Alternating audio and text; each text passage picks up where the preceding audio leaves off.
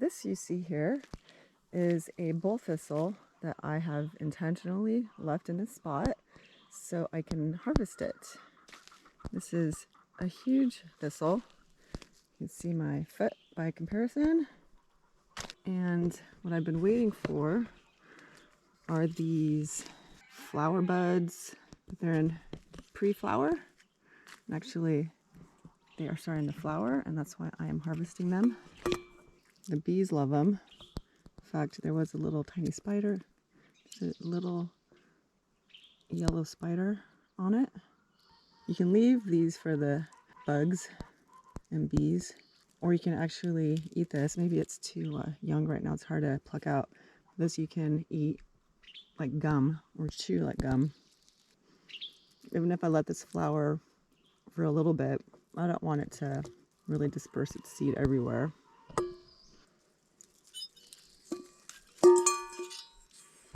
I've just harvested the big ones.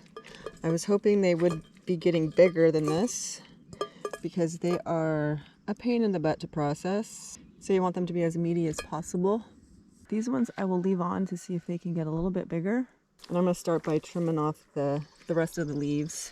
You can see I've pretty much plucked off the rest of these leaves. I was able to do that by hand pretty easily. I don't even know if it's a necessary step. Very, very prickly. My first interest in edible plants came from the desire of wanting to be able to identify plants in the wild and to be able to know which plants in the wild that I can eat. And that probably stemmed from moving here from a place that doesn't have a lot of plants. Every year I'm just experimenting to see what I can turn into an easy plant to farm. When I'm experimenting with supermarket vegetables, I'm looking for ones that can grow in my environment, that I can adapt to grow in my environment, or I can evolve it through multiple generations to survive better in my environment. And I thought it would be funny to have this conversation next to my house pineapple plant. A good example of a plant that cannot grow here in the wild is a pineapple. But the only reason why I'm growing this as a house plant is because I can neglect it. Kind of like how I'm growing vegetables in the wild that I want to be able to neglect. I can neglect this house plant very easily. This pineapple was born in my house. And I don't know if you can notice, maybe you wouldn't notice it unless you grew your own, but this is very small for a pineapple. If you were to chop the head off the pineapple and throw it into the dirt, and that would be a pineapple from South America, let's say, it would be much bigger than this. So his mom was much bigger than this. I like to randomly assign gender to my plants. So for some reason this is a he, and his mom was a she. His mom was grown in this pot. I think I've already tossed her. And so this pot's sitting outside and it's growing other wild edibles. So this is the wild arugula or rocket. You don't see these in the store. You see the regular arugula. The regular arugula has like the big white flowers. And this wild one has little yellow flowers. But you just use it in smaller quantity and it tastes like arugula. And this is a perennial. This thing will just grow everywhere. In this other pot, I have the lamb's quarter. These lamb's quarters do not like growing in wood chips. They love growing in neglected, poor soil, as long as it's not wood chips. So I'm the queen of digression. It's possible that these can grow bigger. It's possible that the only reason why these are tiny is because of the neglect, because I'm not fertilizing them and I'm basically not watering them. If you grow neglect style like me, this is how big they're going to get. And so it's kind of a theme here is pokey pineapple, pokey thistle, micro artichoke, and little micro pineapple. Another thing that's kind of funny is I planted him in the middle of this pot, and he, because he's like a little person, he moved over, or he kind of leaned over. So you can tell where the window was. The window was over here. And I wish I took a picture of it, but it was so funny. his leaves all kind of went to this side. The leaves on this side were up like this, trying to get the sun this way. And on this side, they were climbing into the window. Another thing to be careful of is when the pineapples spend their whole lives indoors, you want to watch out about just scalding them with sunlight. I made that mistake with his mom, and she turned yellow, and I was able to bring her back in and let her recuperate. So I have been bringing him out to get some sunlight, but only a few hours, and I bring him back in. And, you know, he has yellowed, and I'm not sure if it's because of that sunlight or because he wants to die after giving birth. These flowers are dried up now, but they were kind of red and purple. Oh, another interesting thing is that this plant, it fruited in the winter, but this flower, this one fruited, it wasn't too long ago, but it is only early July. It probably started in like very late spring. So late spring, this guy started to flower. So I suppose they could set fruit any time of the year when they're indoors. So all I did was throw the flowers in a pot. I just put enough water in there so that I wouldn't run out of steam. I probably still put too much in there. I would say I steamed it for about 20 minutes and might as well do as like low heat as possible to keep the water boiling. Just take out the little flower inside. It looks a lot like an artichoke. I guess it's kind of up to you how much of that fiber you want to remove. Kind of like you're always peeling the artichoke off. An artichoke is an amazing prebiotic. I just love artichokes. So this is a little artichoke bite right there. So this is how the gum looks. And you can see the fibers, maybe. This is what happens, I think, when you harvest them too late. They're just a little too flowery. They still taste like artichokes on the very base of them, but the rest is very flowery, chewy, bubblegummy. If you're gonna eat thistle flower like bubblegum, I think you might as well do it raw, so you get maybe more of the, you don't kill some of those nutrients with the boiling process. Today is July 5th, so if you can, maybe harvest them earlier than that. When they're younger, there's probably more edible goodness in them. You can still swallow this. I'm not going to swallow this because I'm manhandling it to show you. But yeah, really up to you. You have to like wild foods and kind of be more mindful about your gut and what your gut likes to really appreciate that kind of stuff.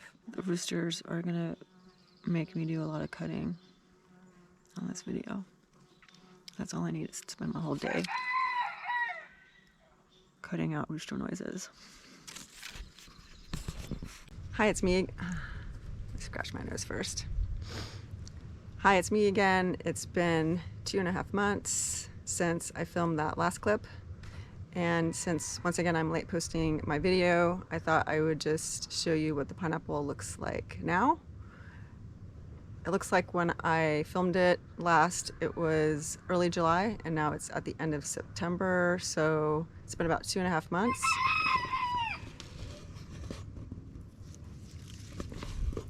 Actually, this is how he looks next to me. This is how he looks next to my hand. He's got nice bushy leaves. I have to have the plant over here because this thing is leaning over. So I have to balance it. So it's in the shade right now. But if you could see the mother plant, you know, it's still trying to live, but it's living for its baby. Its leaves have browned. Oh, here we go. Here's a nice browning leaf. So it just looks like a haggard plant on the bottom. And that's because it's shooting all of its energy and love and vitality to its baby. Because look how pretty the baby is. When they're young, they're nice and luscious looking, just like this. Frankly, I don't remember when I ate this guy. I feel like he was smaller than this one. This one I haven't eaten yet because it's still green, and I'm waiting for it to turn just a little bit yellow at least. I think it's bigger than its mom was when I ate it for a while now. It hasn't been able to stand on its own. Maybe a month or so ago it started to fall over because it wants to plant this guy in the soil, so it's leaning over if it's not propped up. And I actually let it lean too much while I was moving it, and so it actually cracked right there. And it's probably okay for now, but I may end up harvesting it earlier than I would have if that breaks even more. Because I've tasted its mom, I know that it tastes like a real pineapple. It's just, you know, it's just a few bites of a pineapple. Obviously it's not a full-size pineapple. And when I'm done eating it, you know, you just treat it like a grocery store pineapple. I'm going to be cutting off its top. You can do two things with the top. You can either put it in water or you can put it in soil. I've done both. I think this plant's mom I put it in water mostly, and it grew roots. It'll grow roots underneath the top, but you got to be careful because it can get moldy. So if you put it in water, just change out the water as much as you can, and also you might peel the bottom leaves to get more of like the bottom showing. So yeah, you'll see little roots, and then I guess as long as you see some little roots popping out over time, you just plop it in soil and keep it watered, and I guess just treat it like a cactus. I think with this guy though, I might have put him directly in soil. I wanted to be careful to not get the baby molded. I think you could just put it in moist soil, but then if you do that, since it doesn't have any roots just yet, you just have to be careful and just water it a lot. Just make sure it's always moist, and you probably don't need to put it in water. Maybe I'll also keep a little bit of the top of the pineapple on it, because that will bring some moisture with it. So this guy was born here, and this guy was born here in Washington. I'm not sure if they're supposed to die after they've fruited. And I don't remember why the other one died. I might have just neglected it outside, and it died outside. So I will give an update on how long it takes for this guy to die after I harvest it. I just wanted to mention that you can also eat the leaves and the roots of the thistle plant because it's spiny. I think the only things you can really do with it are juice it, blend it, or dehydrate it and turn it into like a green powder, or put it in a green powder mix.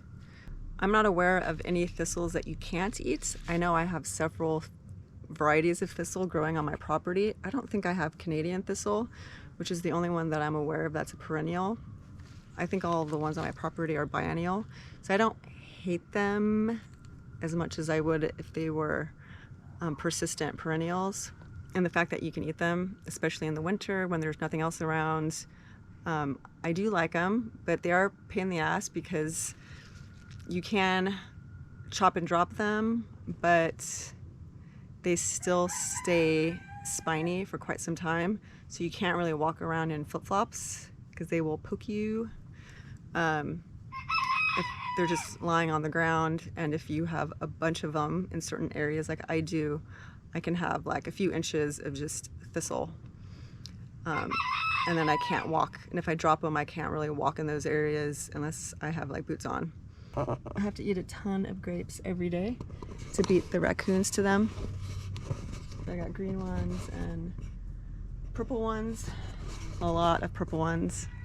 And there's a vine that I planted on higher in the property that's Concord grape, and that tastes just like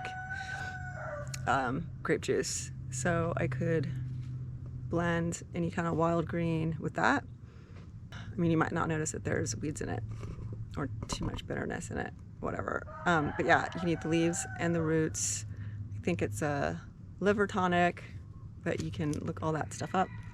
Oh, and regarding the clip of me in the kitchen, that was kept really short because I didn't realize that my lens was so wide, and I also don't remember being in my underwear. I had a long shirt on, so you couldn't see anything, but then there was a lot of thigh action going on. Even though it's okay to show your thighs in a swimsuit, it seems funny to show your thighs in your kitchen. My thighs were on the edge of the screen. You never would have noticed the thistle. You would have been looking at my thighs the whole time. Anyway, because I was like, am I wearing shorts? Because like daikon, you can think, because like daikon, you can think of the thistle root as feeding the worms in your soil, as breaking up the hard pan. So I think of it, I also think about weeds being successional. And so if you were to leave a bunch of thistle in the ground, the roots in the ground, I would think that the ground's gonna get so enriched with the nutrients that the thistle is providing that the thistle's not gonna wanna grow there anymore. And this might show how naive I am, because I'm sure there's some people that are like, oh, I've had thistle properties for like decades, so no, they will keep coming back. I don't know.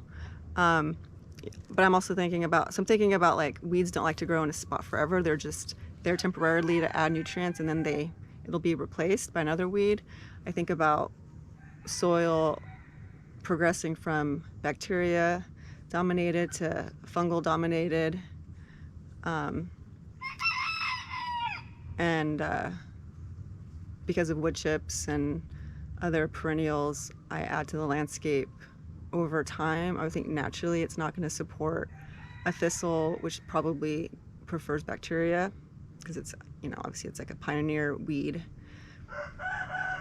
It really likes the areas of my property that are recently disturbed and that have nothing on the ground. They do grow on wood chips, but it's very much reduced. So I know that over time, when I pay attention to my soil, I build it, I keep it covered with wood chips, I will continue to get thistles, but at some point it'll be just enough that I want to eat. Because it's really only a pain when it's less like a carpet, just like a full carpet of thistle. Okay, so I think I'm done ranting. I'm gonna put my pineapple back and then harvest a bunch of grapes.